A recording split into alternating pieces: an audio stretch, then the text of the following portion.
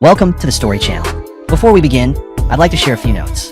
The content in this video uses AI-generated images and voice narration, combined with the channel's creative editing. Everything is intended solely for entertainment purposes and does not depict or reflect any real events or real people. Hope you enjoy the story and have a great time watching. The morning air on the wraparound porch was crisp, carrying the scent of damp pine needles and the rich, dark soil of the 300-acre agricultural estate I had spent every waking hour of my adult life turning into a multi-million-dollar supply empire. I was standing against the heavy cedar railing, a steaming mug of black coffee warming my hands, letting the morning breeze catch the heavy, copper-red curls falling over the collar of my worn denim jacket. It was a perfectly quiet, insulated Saturday. 35 years of relentless, obsessive work had built an impenetrable fortress around my life. I didn't let people in easily. I certainly didn't share my bank accounts, my property, or my peace with anyone. I was fundamentally, fiercely independent. Then, the crunch of tires on the long gravel driveway shattered the silence. A silver sedan with faded paint pulled up to the front steps. A man wearing a cheap, ill-fitting gray suit and scuffed shoes stepped out. He didn't look like a vendor. He didn't look like a lost tourist. He walked with the bored, mechanical efficiency of a man who delivered bad news for a living. He climbed the 3 wooden steps to the porch, holding a thick, heavy manila envelope in his right hand. "Claire Sutton?" he asked, his voice flat and completely devoid of emotion. "Yes, can I help you?" I replied, taking a step back, a sudden, inexplicable knot of anxiety tightening in my stomach. He didn't explain. He didn't verify my identity further. He simply thrust the heavy envelope against my chest, forcing me to instinctively grab it to keep it from falling. "You've been served," he mumbled, turning his back immediately and walking down the steps. He was back in his car and kicking up gravel down the driveway before my brain could even process the interaction. I stood frozen on the porch, the heavy manila envelope resting in my hands. It felt unnaturally heavy, radiating a strange, bureaucratic dread. There was no return address, just my full legal name, printed in stark black capital letters. I set my coffee mug down on the cedar railing with a trembling hand. I tore the thick paper open, my thumb catching on the metal clasp, pulling out a stack of 50 dense, legally bound pages. The bold, terrifying typography of the header instantly pulled all the oxygen out of my lungs. In the family court of the state. Petition for dissolution of marriage. My eyes darted violently across the page, desperately trying to make sense of words that shouldn't exist in my reality. Petitioner: Declan Arthur Croft. Respondent: Claire Elizabeth Sutton. I stopped breathing. The paper began to shake violently in my hands. I didn't know anyone named Declan Arthur Croft. I had never heard that name in my entire 35 years of existence. I flipped to the second page, the legal jargon blurring together into a sickening, suffocating wave of panic. Petitioner requests an equitable division of all marital assets, including, but not limited to, the 300-acre Sutton estate. All associated agricultural corporate holdings, operational liquid capital, and the primary residential property. Petitioner requests permanent spousal support in the amount of $15,000 per month, citing the respondent's role as the primary financial provider during the tenure of the marriage. My knees gave out. I didn't gracefully lower myself. I physically collapsed, my knees slamming hard against the solid hardwood of the porch. The heavy stack of legal documents scattered across the wooden planks around me. The ceramic coffee mug I had placed on the railing tipped over, shattering on the ground, hot black liquid seeping into the wood. But I couldn't feel it. I was having a massive, blinding panic attack. My chest heaved as I hyperventilated, the edges of my vision turning black. It wasn't just a lawsuit, it was an absolute, terrifying violation of my reality. A complete stranger had legally anchored himself to my identity. He had bypassed my fortress, bypassed my security, and placed a federal claim on half of my blood, sweat, and tears. I felt utterly, hopelessly exposed, like my entire life had been hacked open and laid bare on a surgical table. I blindly reached into the pocket of my denim jacket with a shaking, numb hand and pulled out my phone. I hit the speed dial for David, my estate attorney, a viciously sharp litigator who had handled my grandmother's probate 2 years ago. He answered on the third ring. "Claire, it's Saturday morning. Is everything—" "David," I sobbed, the sound tearing out of my throat, raw and utterly pathetic. I sounded like a terrified child. "David, there was a man on my porch. He handed me papers. Divorce papers, David. Someone is suing me for divorce, and he wants half my farm. I don't know who he is. I'm not married. I've never been married." The line went dead silent for 2 seconds. When David spoke again, the friendly weekend tone was completely gone, replaced by the clinical high-speed focus of a crisis lawyer. "Claire, breathe. Pick up the first page of the document," David commanded. "Look at the top right corner. Read me the docket number and the filing jurisdiction." I scrambled on my hands and knees across the porch, my fingernails scraping against the wood as I grabbed the primary petition. Tears were streaming down my face, blurring my vision. I blinked hard, forcing my eyes to focus on the stamped ink. "Docket 44-B-902, I gasped, my chest heaving. "Family court, filed yesterday morning." I heard the frantic, rapid clicking of David's mechanical keyboard on the other end of the line as he logged directly into the state's judicial database. 10 agonizing seconds passed. The silence was suffocating. "I have the file," David said. His voice was incredibly heavy. It wasn't the voice of a lawyer dismissing a clerical error. It was the voice of a lawyer looking at a catastrophe. "Claire, this isn't a clerical mix-up. This is a fully executed, notarized, and legally binding marriage certificate. It was filed 8 months ago in Clark County, Nevada. It has your social security number. It has your exact date of birth. And it has a signature that perfectly matches the biometric ink analysis on your corporate tax returns." A cold, paralyzing shockwave rippled down my spine, instantly freezing the tears on my face. To execute a double proxy marriage in a loose jurisdiction like Nevada without my physical presence, a fraudster wouldn't just need my social security number. They would need my original embossed birth certificate.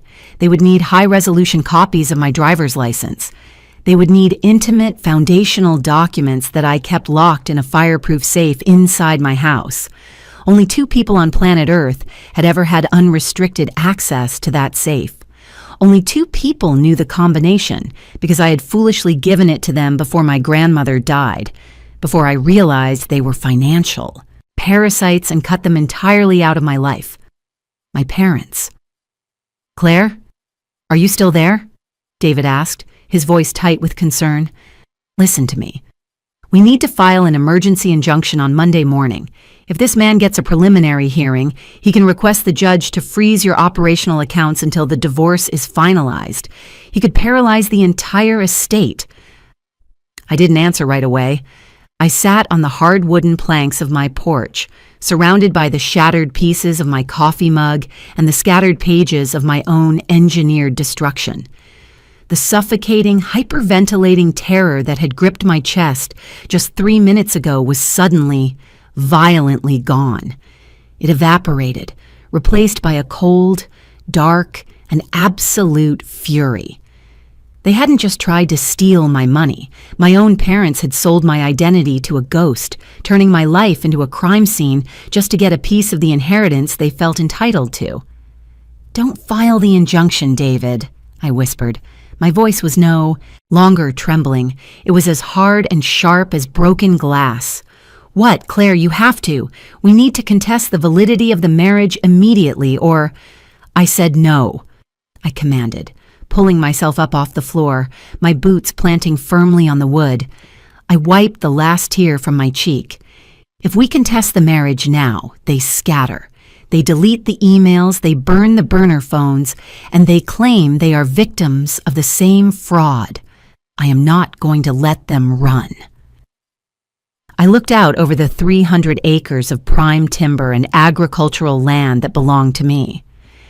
If Declan Croft wants a divorce, I said, a terrifying predatory calm settling over my entire body, then we are going to give him a divorce. Pull his financial records, David. Pull everything. Hire the most vicious private investigator on your payroll. I want to know what this ghost had for breakfast 10 years ago. Because when I sit across the mediation table from him, I'm going to take every single thing he owns. For 21 days, I didn't sleep. Identity theft is not merely a financial crime. It is a profound, visceral, psychological violation. It felt as though a stranger was living under my skin. Every time my phone rang, my heart hammered violently against my ribs. Every time I signed a payroll check for my farmhands, my hand trembled. Wondering if my accounts had been frozen by a judge's gavel in a courtroom I wasn't even aware of. The 300 acres of prime timber and agricultural soil that had always been my sanctuary suddenly felt like a massive, vulnerable target painted on my back. I kept working. I had to. I spent my days in the mud and the diesel fumes of the heavy machinery, wearing my scuffed leather work boots, rigid denim, and a thick canvas jacket, tying my heavy copper-red curls back into a tight, messy knot. I physically exhausted myself on the estate, desperately trying to burn off the suffocating anxiety. But at night, alone in the sprawling, silent farmhouse, I sat in the dark with a glass of bourbon, staring at the Nevada marriage certificate, mapping the architecture of my vengeance. On the 22nd day, the waiting ended. David, my estate attorney, did not call. He simply drove his black Lexus SUV up the long, tree-lined gravel driveway of the estate, parking next to my mud-spattered heavy-duty truck. He wasn't alone. I met them in my home office, a massive room of exposed oak beams, leather furniture, and topological maps of the property. I didn't offer them coffee. I stood behind my heavy reclaimed wood desk, my hands planted firmly on the surface, waiting. The man who walked in behind David was built like a cinder block. He wore a muted gray suit that didn't quite hide the thick, muscular tension in his shoulders. He had the cold, dead-eyed stare of a man who had spent his entire life looking at the ugliest fractions of human nature. "Claire, this is Marcus Vance," David said, skipping the pleasantries as he closed the heavy oak door behind them. He spent 12 years as a forensic investigator for the Treasury Department before moving to the private sector. He is the most ruthless asset tracker I have ever met. Vance didn't smile. He didn't offer his hand. He simply walked to my desk and dropped a massive, heavily bound black dossier onto the polished wood. It landed with a heavy, definitive thud. "You don't have a husband, Miss Sutton," Vance stated, his voice a low, gravelly baritone that commanded absolute silence in the room. "You have a parasite. His legal name is Arthur Vance Pendleton, though he operates under 6 known aliases, including Declan Croft. He is 42 years old, and he is a professional, high-end grifter." I stared at the black folder, my pulse beginning to race, the exhaustion of the last 3 weeks instantly replaced by a razor-sharp, predatory focus. "Show me." Vance flipped the heavy cover open. The first page was a high-resolution surveillance photograph of a man in a tailored suit, sipping espresso at a high-end outdoor cafe. He was handsome in a generic, forgettable way, the exact kind of face designed to disarm wealthy, lonely targets. "Pendleton specializes in matrimonial fraud," Vance explained, tapping a blunt finger against the photograph. He targets women who have recently inherited substantial liquid assets but are socially isolated.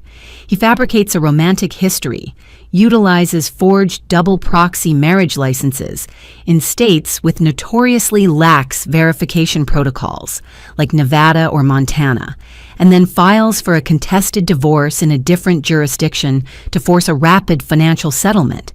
He sues them, terrifies them, and offers to make the lawsuit disappear for a fraction of their net worth. David interjected, his legal mind analyzing the mechanics of the extortion. Most victims are so paralyzed by the fear of a drawn-out public court battle that they just write him a check for $500,000 to go away. Exactly, Vance nodded. But to pull off a double proxy marriage without triggering federal red flags, Pendleton needed original embossed documents. He needed a pristine social security card, an original birth certificate, and a verified signature sample.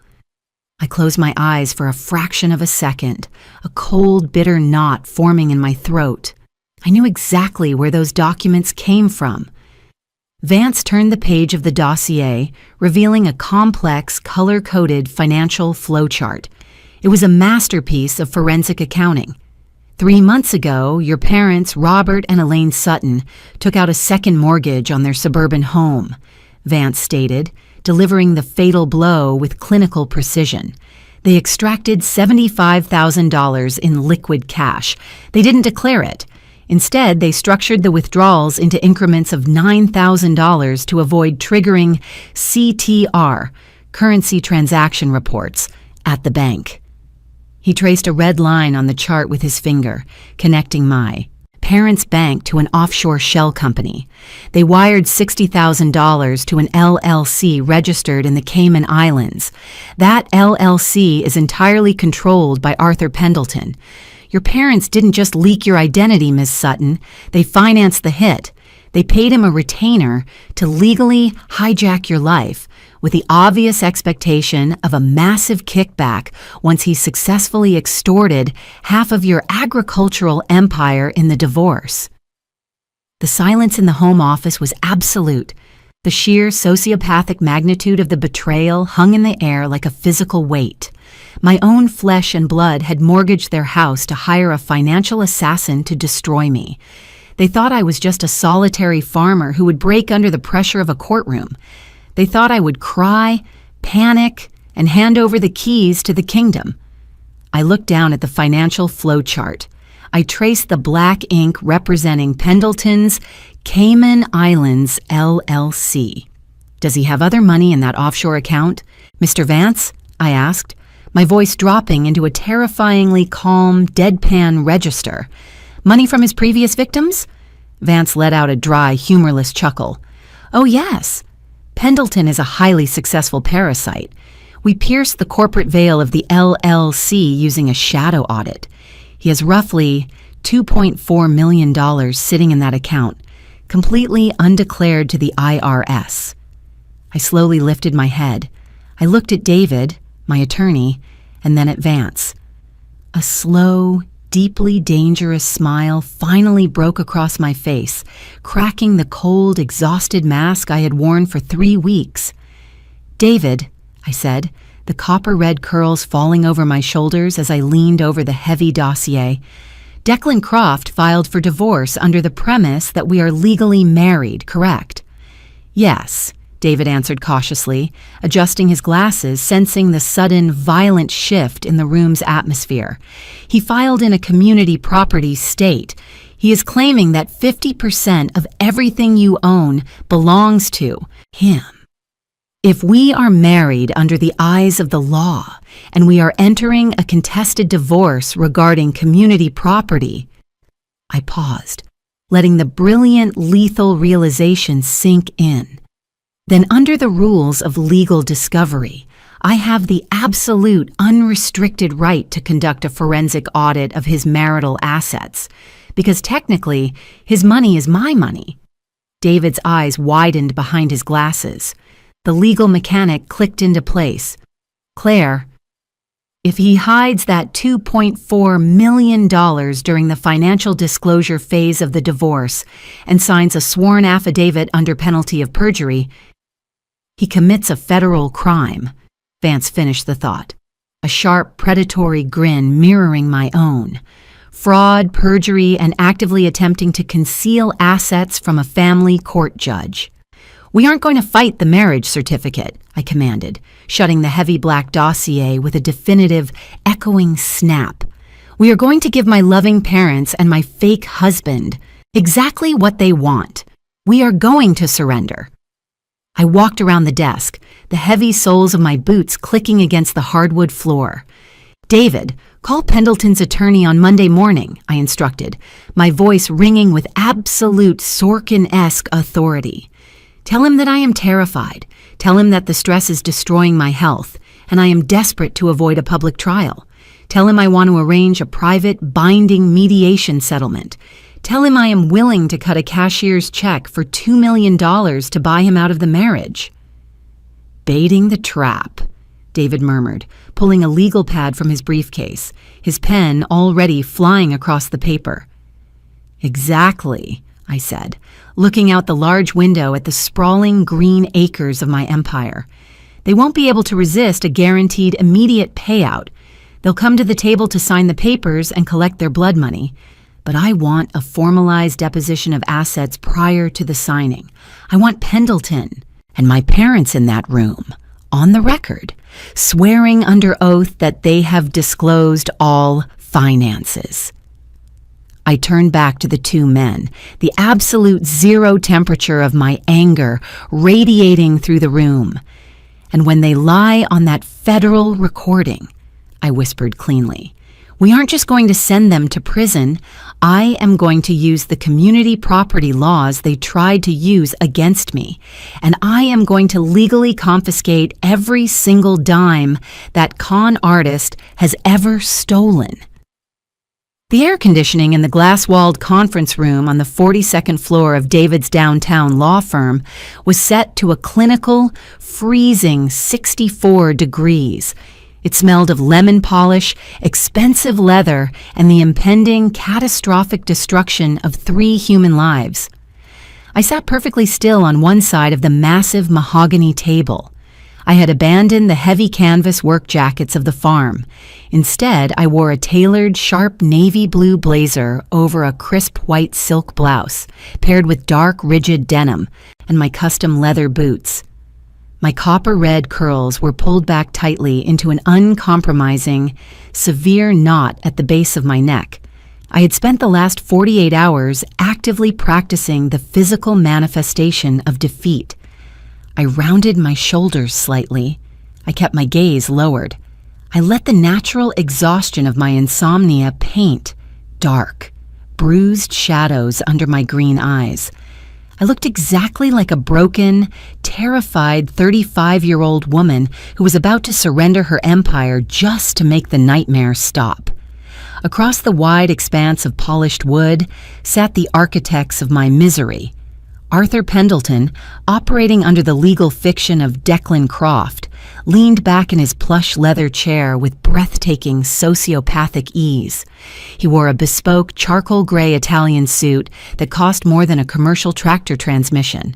His teeth were perfectly capped, his hair impeccably styled, and the heavy scent of an aggressive, expensive cologne wafted across the table. He looked at me not with hostility, but with the patronizing, gentle pity of a predator, watching a wounded animal bleed out. Next to him sat his attorney, a sweaty, fast-talking strip mall litigator who was clearly out of his depth in a high-rise corporate firm, but was aggressively salivating at the prospect of his contingency fee on a $2 million settlement. And seated directly behind Pendleton, forming a unified, physical wall of absolute betrayal, were my parents. Robert Sutton wore a cashmere golf sweater, his hands resting comfortably on his lap. Elaine Sutton clutched a designer handbag that she absolutely could not afford on her current credit score. They had willingly answered David's subpoena to appear as character witnesses to the marriage. They thought they were here to forcefully validate the fraudulent Nevada union, ensuring that I couldn't back out of the settlement at the last minute. They looked at me with expressions of faux parental concern, masking the vicious, ravenous greed burning in their pupils. In the corner of the room, entirely ignored by the three criminals, sat a quiet, unassuming woman. Her hands hovered expertly over the keys of a modern, digital stenograph machine. "Let the record reflect that it is 10:15 in the morning on Thursday," David said, his voice a smooth, frictionless baritone as he pressed the flashing red recording button on the conference table's central microphone. "This is a sworn deposition and financial disclosure mediation regarding the dissolution of marriage between Declan Croft and Claire Sutton. All parties are present. All parties are represented by counsel." David adjusted his glasses and looked directly at Pendleton. "Mr. Croft," David began, seamlessly adopting the role of a meticulous, bureaucratic lawyer, just trying to cross his T's before handing over a massive check. "My client has agreed to a binding, non-disclosure settlement of $2 million in liquid capital to satisfy your claim of community property against the Sutton Agricultural Estate. However, before my client authorizes the wire transfer, state law requires a sworn, comprehensive disclosure of all your current assets and liabilities. We need to ensure there is no hidden marital debt that could fall upon my client post-dissolution." Pendleton's sleazy attorney leaned forward, waving a dismissive hand. "We submitted the financial affidavit yesterday, Counselor. My client is a modest freelance consultant. He has $12,000 in a checking account and a leased sedan. He has no other assets. Let's not drag this out and torture your poor client any further. She's clearly under extreme distress." I let a small, pathetic whimper escape my throat, burying my face in my hands. It was an Oscar-worthy performance of a shattered woman. "I appreciate your urgency, Counselor," David replied cleanly, "but I need your client to state it for the federal record, under oath." David slid a crisp, printed document across the mahogany table. It was the standard financial disclosure affidavit, heavily stamped by a notary. "Declan Arthur Croft," David said, his voice dropping an octave, carrying the heavy, undeniable weight of the law. "Do you swear, under penalty of perjury, pursuant to Title 18 of the United States Code, Section 1621, that this affidavit represents the absolute totality of your global financial assets? Do you swear that you possess no offshore holdings, hidden bank accounts, shell corporations, or undeclared liquidity?" Pendleton didn't even blink. The arrogance of a man who had successfully pulled this exact scam a dozen times before blinded him completely to the architecture of the room. He placed his perfectly manicured hand flat on the document. "I swear, under penalty of perjury," Pendleton stated clearly into the microphone, "I have fully disclosed my finances. I have no other assets." The court reporter's fingers flew across the stenograph, permanently carving the federal felony into the legal record. "Thank you," David said softly. He then shifted his gaze to the two people sitting behind the grifter. "Mr. and Mrs. Sutton, you are here under subpoena to verify the validity of this union. You are also under oath. Do you swear that you witnessed the relationship between your daughter and Mr. Croft, and that to your knowledge, this was a legitimate, cohabitating marriage?" Robert Sutton leaned forward, adopting a deeply solemn, paternal expression that made my stomach violently turn. "We do," Robert lied, his voice projecting clearly into the microphone. "Claire has always been secretive. We attended a small private ceremony in Nevada. We just want what is equitable for Declan. He was a good husband and he deserves a fair share of the estate they built together." "Yes," Elaine chimed in, wiping a completely fabricated tear from the corner of her eye. "It breaks my heart to see it end, but the law is the law. The settlement is the right thing. Do, Claire. It's time to move on. They had done it. They had willingly, arrogantly stepped directly into the federal slaughterhouse and locked the door behind themselves. They had committed coordinated perjury, conspiracy to commit fraud, and extortion, all perfectly captured in high-definition audio by a certified court reporter. I slowly lowered my hands from my face. The hunched, terrified posture vanished entirely. My spine straightened into a rigid, uncompromising line of pure steel. The bruised, exhausted look in my green eyes was instantly consumed by a cold, calculating, and predatory fire. The sudden, violent shift in my physical presence was so jarring that Pendleton actually stopped breathing for a fraction of a second, his smug smile faltering.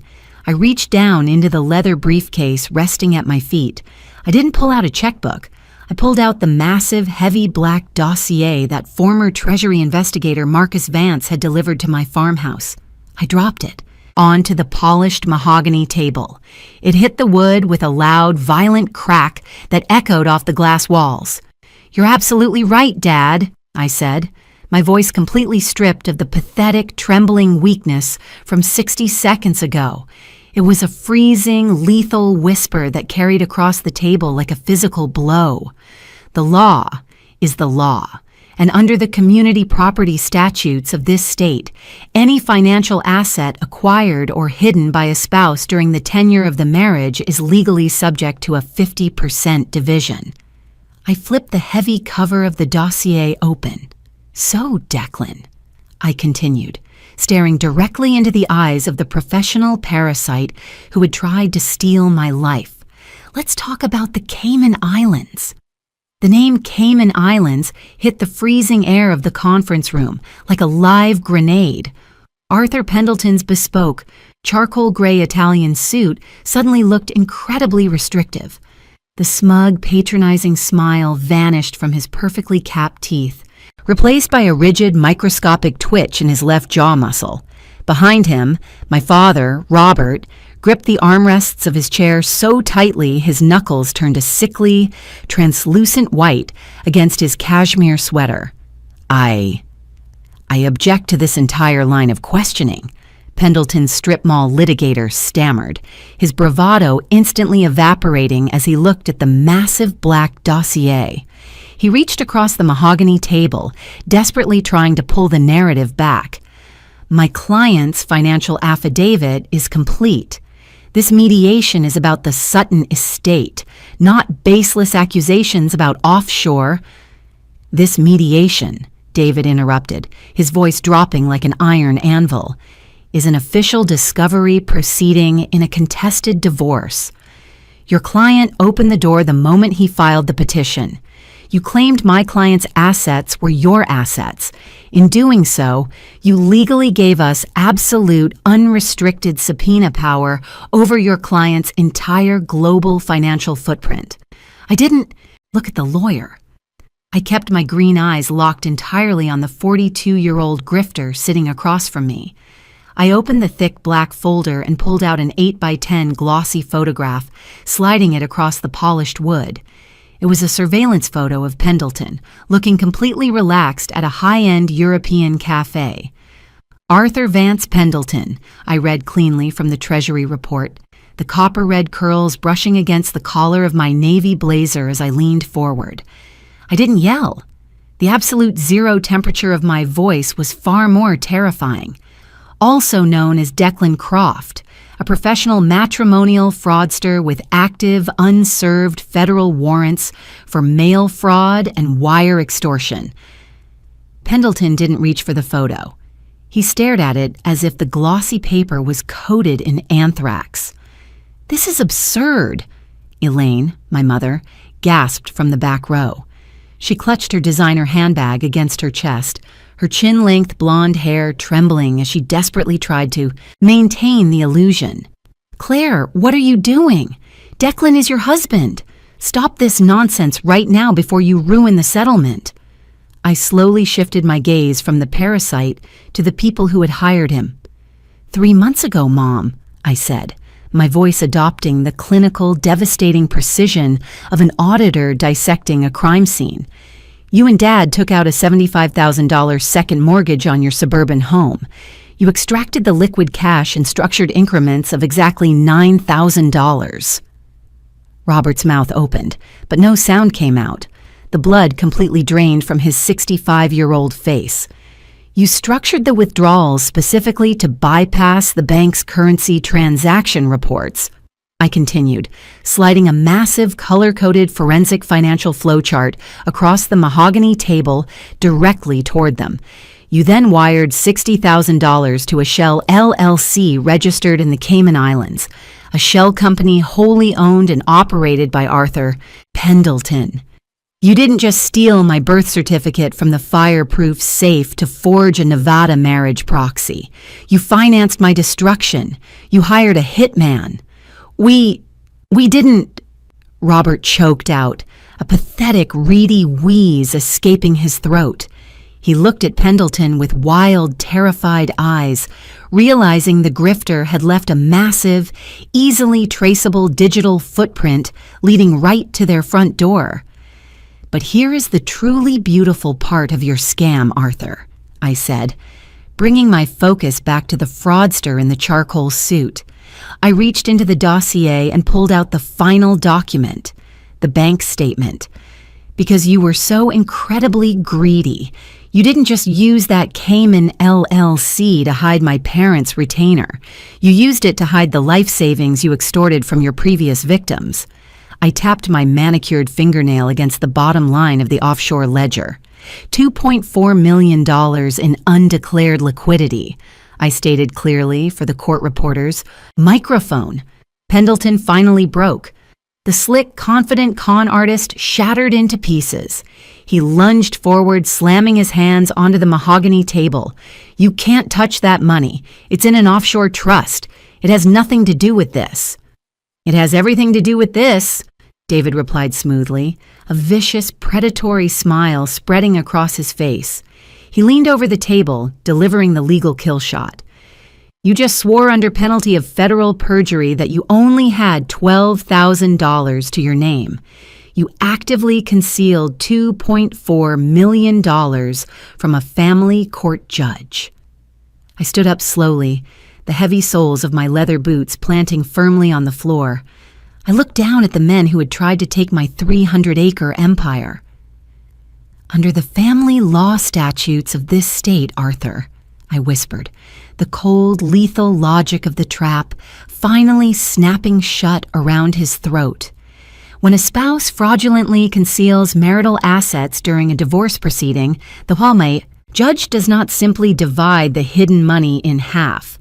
To punish the fraud, the court awards 100% of the concealed assets to the defrauded spouse." Pendleton froze. His breathing stopped. The terrifying realization hit his brain like a freight train. "You wanted to use the rules of a community property marriage to steal half of my farm," I said, leaning over the mahogany wood, my face inches from his. "Congratulations, husband. We are playing by the rules of marriage, and I am legally confiscating every single dime you have ever stolen in your entire pathetic life." Pendleton's attorney, the sweaty, fast-talking strip mall litigator, suddenly stood up. He looked at the financial flowchart. He looked at the sworn perjury affidavit his client had just signed, and he looked at the digital stenograph machine permanently recording the federal crimes. He didn't say a word. He violently shoved his legal pads into his briefcase, snapped it shut, and sprinted for the glass door of the conference room. He grabbed the heavy stainless steel handle and pulled. The door didn't move. It was locked from the outside. The lawyer rattled the handle in blind panic, his face pressing against the glass. "Let me out! I am formally withdrawing as counsel. I have nothing to do with this." I didn't look at the fleeing coward. I kept my eyes locked on Pendleton and my parents, watching the absolute, unadulterated terror consume them as they realized they were locked inside a glass cage. "The door isn't locked to keep you in, Arthur," I said softly, stepping back from the table and smoothing the lapels of my navy blazer. It's locked to give the federal marshals time to secure the elevators. The heavy stainless steel handle of the conference room door did not rattle again. Instead, a sharp electronic click echoed through the glass walls as the magnetic lock was remotely disengaged from the reception desk. The heavy glass door swung open. 3 men stepped into the freezing, lemon-scented air of the 42nd floor. They did not wear bespoke Italian suits or cashmere golf sweaters. They wore dark utilitarian tactical windbreakers with the gold star of the United States Marshals Service pinned to their chests. Behind them walked Marcus Vance, my investigator, his cinder-block frame filling the doorway, his dead-eyed stare locked directly onto the 42-year-old grifter at the table. Arthur Pendleton didn't try to run. The slick, arrogant, matrimonial fraudster simply collapsed back into his plush leather chair. The color drained from his perfectly tanned face, leaving behind a sickly, chalky white. He knew exactly what the men in the windbreakers meant. It wasn't a civil lawsuit anymore. It was a federal indictment. Arthur Vance Pendleton, the lead marshal announced, his voice a booming, authoritative thunderclap that completely shattered the silence of the room. He walked directly toward the mahogany table, unhooking the heavy steel restraints from his tactical belt. You are under arrest for aggravated identity theft, wire fraud, conspiracy to commit extortion, and federal perjury. The sleazy strip mall litigator, who had been pressing himself flat against the glass wall like a terrified insect, immediately raised both his hands in the air. I invoke safe harbor. I was lied to by my client. I had no prior knowledge of the fraudulent proxy. The marshals ignored him, yanking Pendleton out of his expensive chair and forcefully securing his wrists behind his back. The ratcheting click of the metal teeth echoed violently. But the true devastation was happening on the other side of the table. Robert Sutton, the man who had raised me, the man who had secretly mortgaged his own home to finance a hit on my life, let out a pathetic, trembling gasp. He stood up on shaky legs, reaching a hand out toward me. Claire, please," Robert begged, his 65-year-old voice cracking into a high-pitched, reedy whine. All the patriarchal authority was entirely gone. He looked like a terrified, broken old man. "You have to tell them we didn't know. We didn't know he was a criminal, Claire. We thought you needed someone. We thought it was a real marriage. You can't let them do this to us. We're your parents." I didn't blink. I didn't flinch. I stood perfectly still in my navy blazer and rigid denim, my copper-red curls framing a face made of absolute unforgiving stone. "You didn't think I needed someone, Robert," I whispered, delivering the final surgical cut with devastating precision. "You thought I needed to be broken. You thought if you squeezed me hard enough, I would panic, and you would get a piece of the inheritance you felt entitled to." "Claire, no!" Elaine shrieked. My mother fell to her knees, the designer handbag dropping to the floor, spilling its contents across the polished wood. Her chin-length blonde hair was a disheveled mess. She reached out, desperately, grabbing the hem of my blazer. "Please, they're going to take our house. We took out a second mortgage for him. We have nothing left. You have to protect us." I looked down at her. I felt absolutely nothing. The biological tether that had tied me to them had been completely severed the moment that process server stepped onto my porch. I gently but firmly pulled the fabric of my blazer out of her desperate grasp. "You protected your investment, Elaine," I said, my green eyes completely devoid of warmth. "Now I am protecting mine."